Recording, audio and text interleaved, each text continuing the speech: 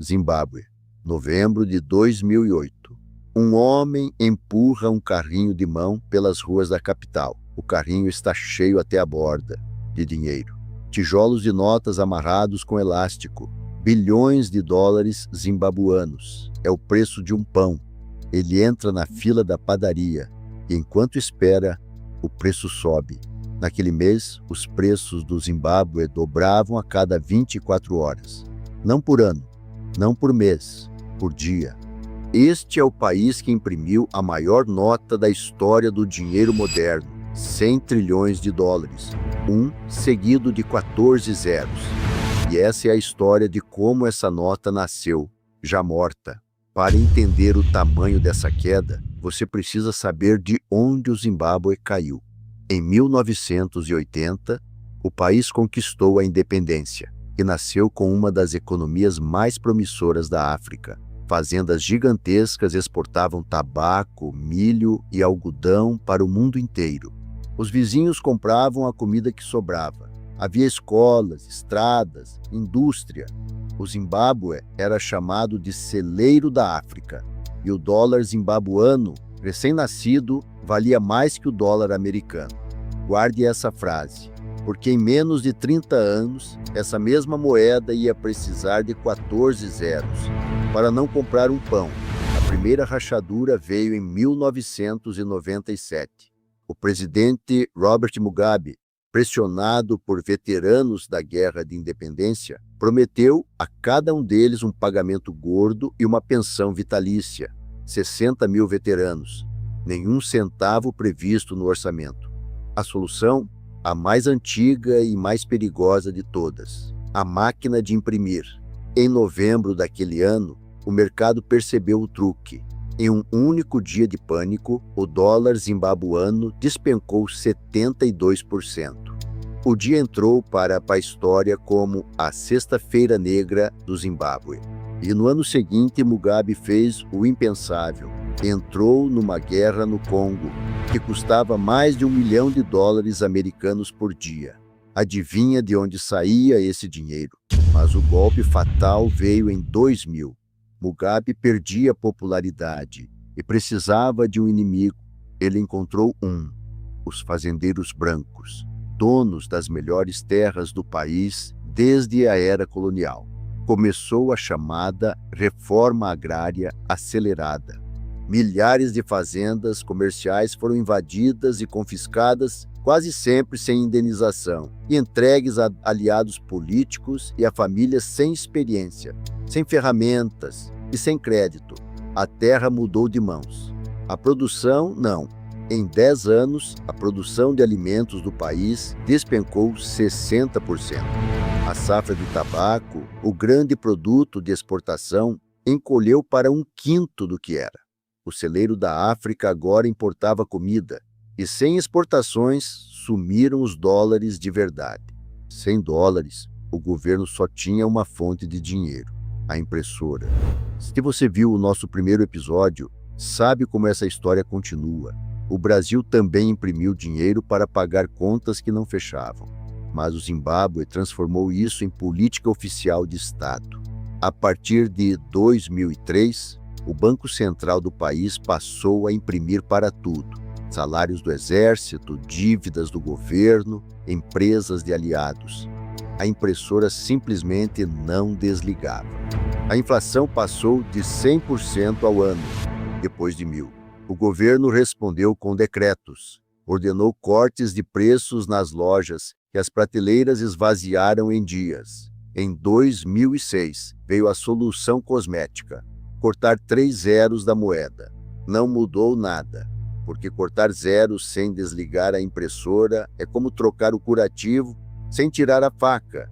Então veio 2008, o ano em que os números quebraram.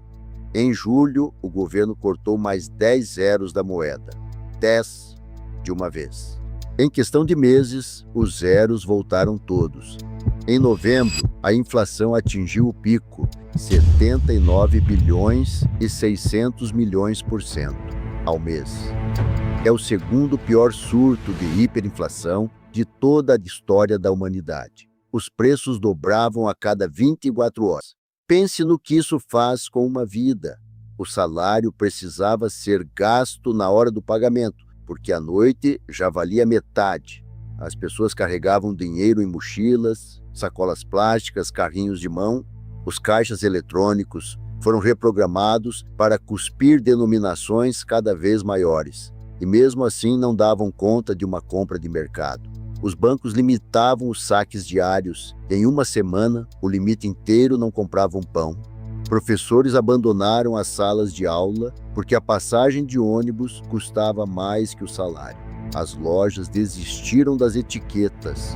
A economia virou escambo, comida por trabalho, gasolina por remédio.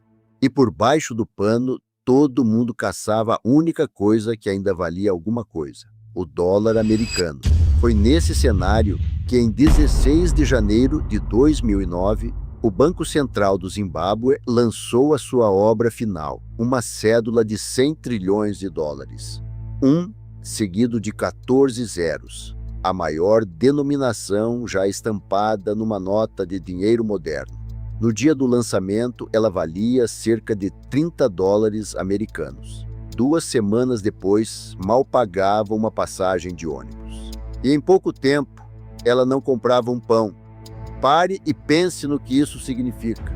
Um país imprimiu o maior número da história do dinheiro, e a matemática perdeu para a desconfiança, porque não importa quantos zeros você imprime. Se ninguém acredita no papel, o papel é só papel. O funeral veio rápido. Em fevereiro de 2009, o governo se rendeu. Autorizou oficialmente o uso de moedas estrangeiras, dólar americano, rand sul-africano, qualquer coisa menos a moeda nacional. E cortou mais 12 zeros do dólar zimbabuano.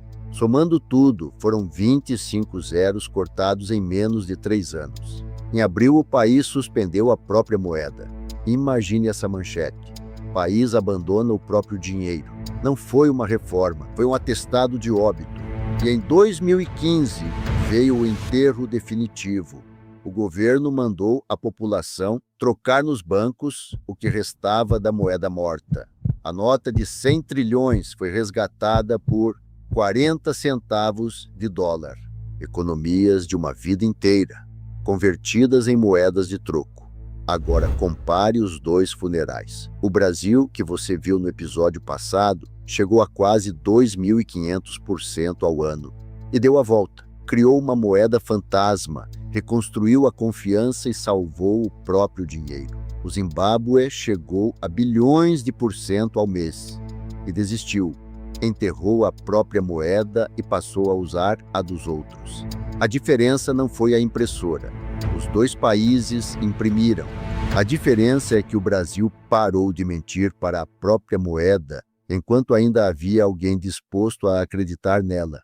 O Zimbábue imprimiu até gastar a última gota de confiança. E dinheiro sem confiança não é dinheiro, é papel colorido.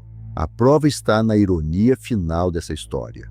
Hoje a nota de 100 trilhões é vendida para colecionadores do mundo inteiro, por mais do que ela jamais valeu como dinheiro. A cédula que não comprava um pão virou souvenir. O dinheiro morreu. O papel ficou como lembrança do que acontece quando um governo trata a moeda como propriedade, e não como promessa. Mas antes do Zimbábue, houve o colapso original. O país onde queimar dinheiro esquentava mais barato que comprar lenha. Alemanha, 1923. Essa história fica para o próximo episódio.